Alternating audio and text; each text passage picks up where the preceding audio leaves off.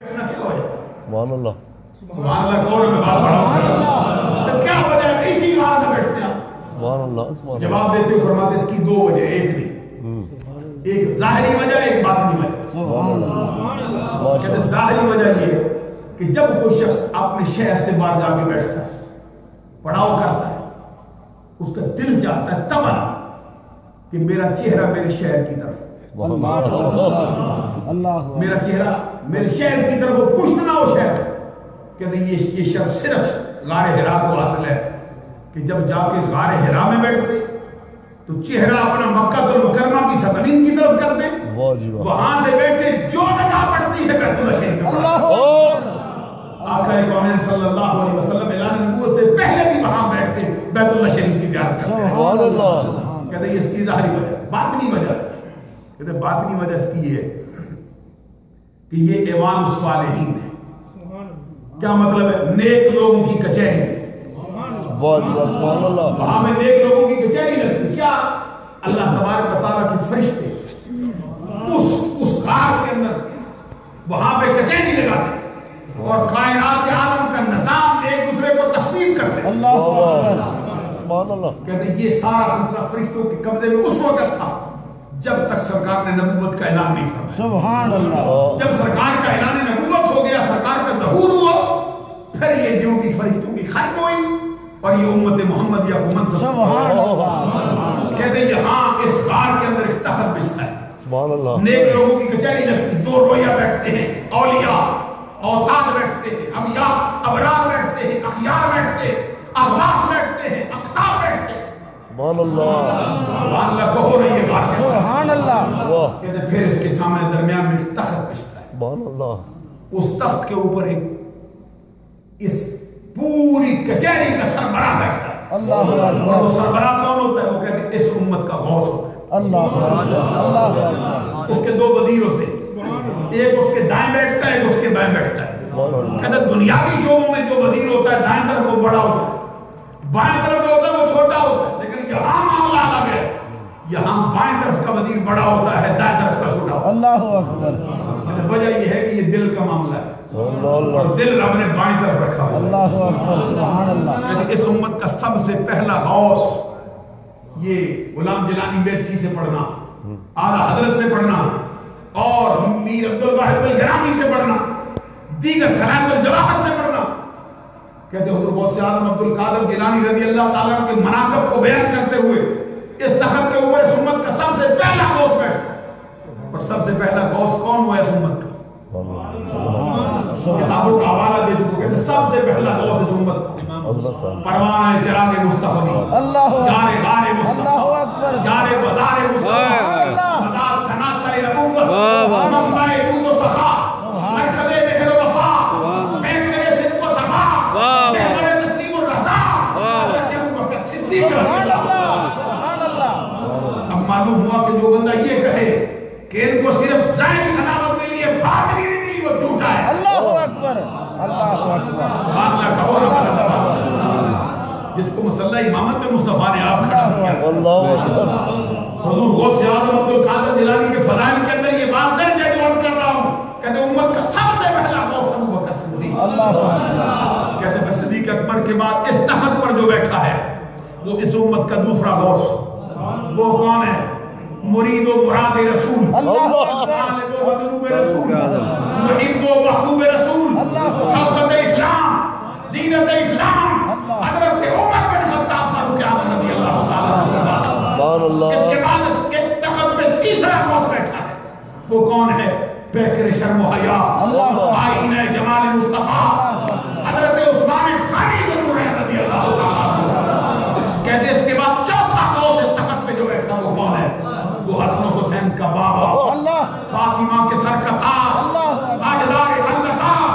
حضرت علی المرتضی شیر خدا رضی اللہ تعالیٰ کہتے ہیں چاروں ہستیوں کے بعد پھر اس منبر پہ کون بیٹھا ہے پھر پانچواں غوث کہتے ہیں پھر امام حسن مجتبی اللہ اکبر بلند آواز سے کہتے ہیں سبحان اللہ امام حسن کے بعد پھر کون بیٹھا نواسہ رسول جگر گوشہ بطول شہزادہ گلمنقبہ راکب دوش مصطفیٰ نور نظر حیدر کرار امام علی مقام، امام عرش مقام، سید الشہداء امام حسین رضی اللہ اکبر بلند آواز سے سبحان اللہ۔ ان کے بعد اس تخت پہ کون بیٹھا ہے؟ سبحان اللہ وہ جو اس امت کا چھٹا غوث ہے، اللہ اکبر سبحان اللہ سبحان اللہ کہو گے نا بلند آواز سے؟ سبحان اللہ سبحان وہ اللہ اسیر کربلا حضرت امام زین العابدین، پھر اس تخت پہ حضرت امام باقر، پھر اس تخت پہ حضرت امام جعفر الصادق، پھر اس تخت پہ حضرت امام موسیٰ کاظم، پھر امام رضا، پھر امام نقی، پھر امام تقی، پھر امام حضرت عسکری بیٹھے۔ اللہ اکبر اللہ اکبر اور زمانے کو معلوم ہونا چاہیے کہ اہل بیت کے امام یہ اہل سنت کے امام، اللہ اکبر یہ نہ سمجھا جائے کہ اہل سنت اس کو کوئی امام نہیں مانتے، یہ اس امت کے غوث ہیں، یہ اس امت کے کتب ہیں۔ اس تخت پہ باری باری بیٹھتے رہے اور پھر کہتے ہیں اس مقام پہ کہتے ہیں حضرت امام حسن عسکری کے بعد یہ تخت خالی رہا ہے، اللہ اس پہ کوئی نہیں بیٹھ سکتا۔ اللہ اکبر کہتے ہیں جو بھی بیٹھا ہے وہ ان کا نائب ہو کر بیٹھا، اپنی حیثیت سے نہیں بیٹھا۔ کہتے ہیں تاہم کہ اللہ یہاں تک کہ وہ ہستی جلوہ گر ہوئی اس تخت پہ بیٹھنے کے لیے جس نے اعلان کیا تھا قدمی ہذہ علی رکبۃ کل ولی، یہ میرا قدم زمانے کے ولیوں کی قدم پہ ہے، غوث اعظم عبد القادر جیلانی کا قبضہ ہوا ہے۔ اور اس پر جو بات آخر میں لکھی ہے کہتے ہیں یہاں پھر اس تخت پہ بیٹھے ہیں غوث اعظم تو پہلے ہستیوں کی تبدیلیاں ہوئی ہیں کسی ضرورت کی بنیاد پر۔ اب عبد القادر جیلانی ایسے بیٹھے، یہاں پر امام ربانی مجد الفسانی نے آپ کا شعر نقل کیا، اللہ کہتے ہیں وہ جو آپ نے فرمایا افلت شموس الاولین وشمسنا ابدا علی افق الاولی لا تغربوا، جس کا ترجمہ اعلیٰ حضرت نے کیا کہ سورج اگلوں کے چمکے تھے چمک کر ڈوبے، اللہ اس کے نور پہ ہے مہر ہمیشہ تیرا۔ اللہ اکبر کہتے ہیں عبد القادر جیلانی اس تخت پہ ایسے بیٹھے ہیں کہ جب تک امام مہدی آ نہ جائے اس تخت پہ انہی کا قبضہ رہے گا، اس سے فیصلہ رہے گا، جس کو بھی فیصلہ ملے گا عبد القادر جیلانی کے دروازے سے۔ بہت اچھا یہ ولایت کا راستہ قرار دیا ہے حضرت مجد الفسانی رضی اللہ تعالیٰ عنہ نے، اور آپ کے اس شعر کو درست مانا ہے افلت شموس الاولین و شمسنا ابدا علی افق الاولی لا تغربوا۔ حضرت غوث اعظم عبد القادر جیلانی کہتے سورج اگلوں کے چڑھے تھے، چڑھ کے ڈوب گئے، اللہ میرا سورج رب نے ایسا چڑھایا، اللہ اکبر میرا سورج میرے مصطفیٰ نے ایسا چڑھایا، یہ قیامت تک ڈوبنے والا نہیں ہے، سب کو خیر دیتا رہے۔ یہ حضور غوث اعظم عبد القادر جیلانی کی ولایت کبریٰ کا مرتبہ ہے جو آپ کی خدمت میں پیش کر رہا تھا۔ سبحان اللہ آئیے میں آپ کے سامنے ان کی زندگی کے چند اور راہ بھی اٹھوں کہ غوث اعظم عبد القادر جیلانی کے اپنے نظریات کیا ہے، غوث اعظم کا اپنا مسلک کیا ہے، توجہ ہے نا، سبحان اللہ جھومتے رہو نا تاکہ بات پوچھ کے بڑھے۔ حضرت غوث اعظم عبد القادر جیلانی رضی اللہ تعالیٰ عنہ کا مرتبہ کتنا اونچا، سبحان اللہ یہ کلام الجواہر کی مناقب عبد القادر میں لکھا ہے، کہتے ہیں آپ کے والد محترم حضرت ابو موسیٰ جنگی دوست، آپ کی پیدائش سے پہلے ان کو آقا کونین کی خواب میں زیارت نصیب ہوئی، سبحان اللہ سرکار خواب میں آ کے ان سے فرماتے ہیں ہنی اللہ کا یا ابا صالح آتاک اللہ ابنا وہو ولی وولی اللہ تعالی ومحبوبی ومحبوب اللہ تعالی وسیکون له شان فی الاولیاء والاقطاب کشانی بین الانبیاء والرسل۔ سبحان اللہ آقا کونین صلی اللہ علیہ وسلم نے آپ کے والد کو مبارک دی، فرمایا ابو صالح تجھ کو مبارک ہو، ان قریب میرا رب تجھے ایسا لائق فرزند عطا کرنے والا ہے جو میرا بھی دوست ہے، سبحان اللہ میرے رب کا بھی دوست اللہ ہے، میرا بھی محبوب ہے، واہ میرے رب کا بھی محبوب ہے، ان قریب میرا رب اس کو یہ مرتبہ دے گا جو مرتبہ رب الجلال نے نبیوں رسولوں میں مجھے دیا ہے، اسی طرح کا مرتبہ ولیوں میں اور کتبوں میں رب اللہ اکبر سبحان اللہ یہ غوث اعظم عبد القادر جیلانی اور وہ جو شیخ نے لکھا ہے عبد الحق نے اوست در جملہ اولیاء ممتاز اللہ اکبر چون پیغمبر در انبیاء ممتاز، واہ کہتے حضرت غوث اعظم عبد القادر جیلانی کا مرتبہ ولیوں میں اسی طرح ممتاز ہے جس طرح نبیوں نے ہمارے آقا محمد عربی کا درجہ ممتاز کیا۔ سبحان اللہ اور مشہور ہے حضرت جلال الدین رومی کے بارے میں انہوں نے بھی کہا تھا غوث اعظم سبحان اللہ درمیان اولیاء، واہ واہ واہ سبحان اللہ سبحان اللہ کہو نا، واہ غوث اعظم درمیان اولیاء جو محمد درمیان انبیاء. سبحان اللہ. حضرت غوث اعظم عبد القادر جیلانی رضی اللہ تعالیٰ عنہ کی زندگی کا پہلا وظیفہ. آپ سے کسی نے پوچھا تھا بتاؤ پہلا وظیفہ کیا ہے؟ فرماتے ہیں قرآن کی تلاوت. سبحان اللہ. سبحان اللہ. آج کل لوگ جن کو پیر مانے بیٹھے ان کو قرآن اوپر سے دے کے پڑھنا نہیں آتا. اللہ اکبر. حضرات غور تو کرو نا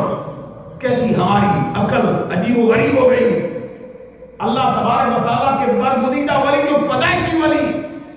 غوث اعظم عبد القادر جیلانی رمضان المبارک کی پہلی تاریخ کو پیدا ہوئے اور پیدا ہوتے روزہ رکھا. کیا مطلب ہے روزہ رکھنے؟ یہ سحری کا وقت بھی پہچانتے, افطاری کا وقت بھی پہچانتے, من طلوع الفجر الی غروب الشمس کے قاعدے کو بھی پہچانتے, روزے کی شدیت کو بھی پہچانتے, ہم حالت کو بھی پہچانتے. سارا دن کبھی دودھ نہیں پیا ہے. اللہ. اور پھر آپ سے پوچھا گیا متى علمت انک ولی اللہ تعالی, آپ کو کب پتہ چلا کہ آپ اللہ کے ولی؟ اور یہ متا کا جملہ سرکار سے بھی پوچھا گیا.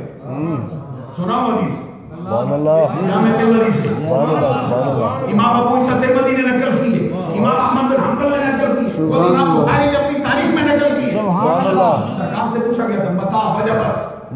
لکن نبوت, سبحان اللہ. آپ کا بتائیے نا آپ نبی کب بنے؟ اور حضرت ابو ہریرہ رضی اللہ تعالیٰ عنہ کہتے ہیں پیچھے لفظ ہے قالو. کیا وجہ سے ہوتا ہے؟ یہ واو یا متحرک ما قبل مفتوح الف سے بدلا جاتا ہے, کالا ہو جاتا ہے. تو کالا قالا قالو بعد مذکر ہے, پھر تثنیہ ہے, پھر جمع ہے.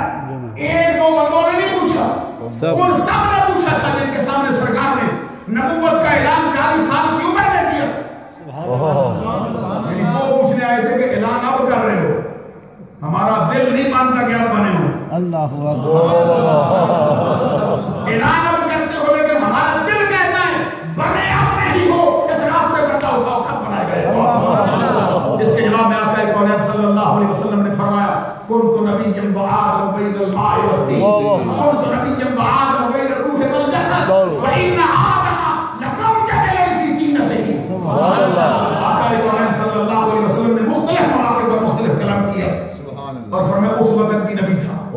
جب حضرت آدم کا خمیر گوندا جاتا تھا, اس وقت بھی نبی تھا جب حضرت آدم کی مٹی الگ تھی, پانی الگ تھا, جب حضرت آدم کا جسم الگ تھا, روح الگ تھا, میں نبی تھا. کیا شان ہے مصطفیٰ صلی اللہ علیہ وسلم. اور یہاں حضرت غوث اعظم عبد القادر جیلانی سے پوچھا گیا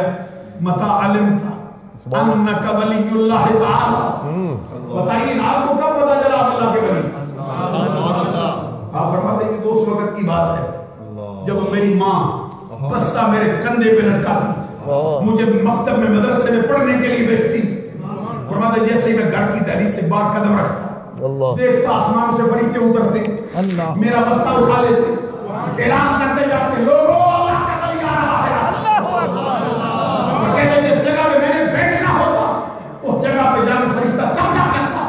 اور اعلان کرتا یہاں اور کوئی نہ بیٹھے, یہ اللہ کے ولی کے بیٹھنے کی جگہ ہے. میں آپ سے عرض کرنا چاہتا ہوں جو پیدائشی ولی ہے جس کے راستے میں اعلان کرنے کے لیے فرشتے اترتے ہوں, جس کی جگہ بناتے ہوں فرشتے, جس کے رقیب بنتے ہوں, اس کو بھی ضرورت ہے وظیفوں کی. وظیفہ کیا کرتے ہیں؟ پوچھا گیا کس کا کہتے ہیں قرآن. سبحان اللہ کہہ رہے ہیں. سبحان اللہ. آپ سے عرض کروں گا کہ ان کو پیر نہ مانو جس کو قرآن پڑھنا ہی نہیں آتا. ہائے ہائے. زمانے کے ولیوں کا امام قرآن کا وظیفہ کر رہا ہے. اور پوچھا گیا کس طرح کیا, کب کیا؟ فرماتے میں نے اپنی ماں سے قرآن پڑھا ہے. سبحان اللہ. کیا راز کھولوں میں آپ کو؟ آپ کی والدہ محترمہ ام الخیر امۃ الجبار حضرت فاطمہ بنت عبداللہ صومعی کتنے مرتبے کی خاتون ہے. وہ جو فرمان ہے نا حضرت خاتون جنت کا, ملکہ فردوس بری, نور چشم رحمت للعالمین, ہمارے آقا کے جگر کا ٹکڑا, عصمت کا در نہاں, عفت کا گنج کرام, شہزادی قوم و مقام, سیدۃ النساء اہل الجنہ, سبحان اللہ, سیدۃ النساء العالمین, حضرت فاطمہ الزہرا رضی اللہ عنہا. آپ سے پوچھا تھا سرکار نے آپ ایک روایت میں فاطمہ بتاؤ عورت کسے کہتے ہیں؟ اللہ. سرکار آپ پوچھے تو سید عالم کا کیا جواب ہے؟ عرض کرتی ہیں ابا جان میری نظر میں عورت وہ ہے جس کے سراپے پر پوری زندگی غیر محرم کی نگاہیں اللہ اکبر اور ساتھ یہ عرض کیا ایک اس کا دوسرا جواب ہے، دوسرا وہ ہے وہ یہ ہے کہ اس کی نگاہوں نے پوری زندگی کبھی غیر محرم کا چہرہ نہ دیکھا، نہ اس کو کسی نے دیکھا نہ وہ کسی کو دیکھا۔ اب میں اس بات سے انکار نہیں کرتا اسلام کا دامن بڑی بڑی پاکیزہ خواتین سے مالا مال ہے، بڑی عظمت والی، بڑی اونچے رتبے والی،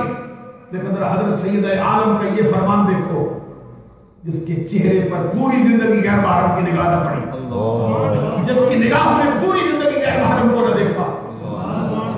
عورتیں بڑی ہیں لیکن ایک خاتون امت الجبار ام الخیر حضرت فاطمہ غوث اعظم کی ماں،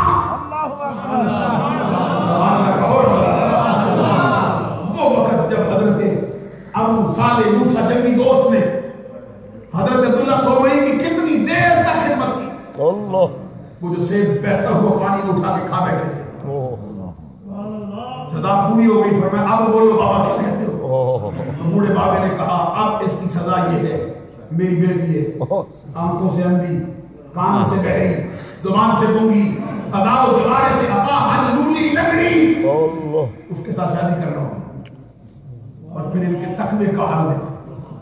ان کے اللہ تبارک و تعالیٰ سے ڈر کا حال دیکھو، آخرت کی فکر کا حال دیکھو، فرمایا قبول ہے، اجاب و قبول ہوا۔ شب زواف کے لیے تشریف لائے حجرہ اقدس میں، آگے جیسے وہ پردہ اٹھا کے دیکھا تو ایک بجلی گر گئی تھی، اور دل میں سوچتے تھے کہ وہ ایک سیب اٹھانے کی یہ سزا ہے، تو ادھر تو دو شیرہ بٹھا دیا، اللہ اکبر، جو دامن نہ چھوڑے اس کی پاکیزگی کا یہ حال ہے، آسمان کے فرشتے وضو کرنے آ جائے، اس کا مطلب فوراً طرف کے بوڑھے بابے کے پاس آئے اور آ کے کہا میرے جیسے درماندہ مسافر کے ساتھ اس طرح کا بیانک مذاق تو جیسے بندے کو دے پا نہیں کہ بوڑھا بابا ہے، وہ پہلا گناہ کیا کام تھا جو کر بیٹھا تھا میں، آج وہاں ویسی عورت بٹھا دیے جس کی پاکیزگی، جس کی عصمت، جس کی طہارت کے اندر دیکھو۔ حضرت عبداللہ سومئی مسکرا پڑے، فرمایا وہی ہے جس کا وعدہ کیا تھا نہ گھبرا۔ اللہ اکبر، کہتے راستے پردہ اٹھا کیسے؟ فرمایا آنکھوں سے اندھی اس لیے ہے کہ پوری زندگی اس نے کسی غیر محرم کا چہرہ نہیں دیکھا، زبان سے گونگی اس لیے ہے کہ آج تک اس نے کسی غیر محرم سے بات نہیں کرنا والا نہیں، زبان کانوں سے بہری اس لیے ہے اس کے کان میں کسی غیر محرم کی آواز نہیں آئی، ادا و جوارے سے رولی لگڑی اس لیے ہے کہ آج تک اس نے گھر کی دہلیز سے باہر قدم نہیں رکھا، وہ ماں ہے حضور غوث اعظم عبد القادر جیلانی، اور کہتے ہیں ماں سے پڑھا تھا قرآن۔